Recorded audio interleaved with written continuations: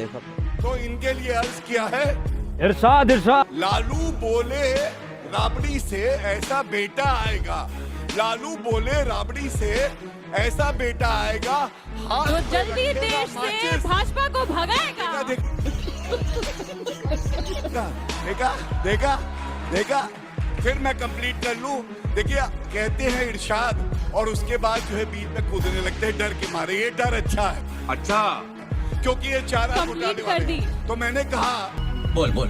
हाँ, लालू जी कह रहे राबड़ी से ऐसा बेटा आएगा, हाथ में रखेगा माचिस लेकिन लालटेन बुझ जाएगा। Not bad, not bad.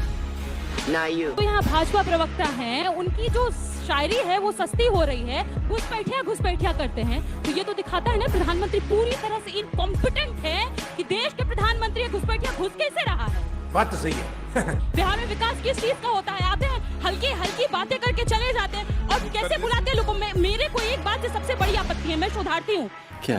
किसी भी विद्यार्थी का अगर स्कूल कॉलेज बंद होगा, ये उसके साथ नाइंसाफी है। कोई देश का ऐसा प्रधानमंत्री नहीं हुआ आज तक देश में जो जाएगा कहीं वहां जा करके सबसे पहले छात्रों का, बच्चों का स्कूल बंद करवा देगा। कह दो कि ये झूठ है। अरे हम भी तो यात्रा करवा रहे हैं, 17 तारीख से चल रही है ना हमारी यात्रा। कौन सा स्कूल बंद हुआ? उन्होंने कहा कि उनको सबसे बुरा लगता है जब नरेंद्र मोदी जी आते हैं बिहार में प्रचार करने के लिए और स्कूल को बंद कर दिया जाता है। तो आप जान लीजिए कि नरेंद्र मोदी जी इतने लोकप्रिय नेता हैं कि उनको देखने के लिए इतनी भीड़ उमड़ती है। चुप कर बे कुत्ते।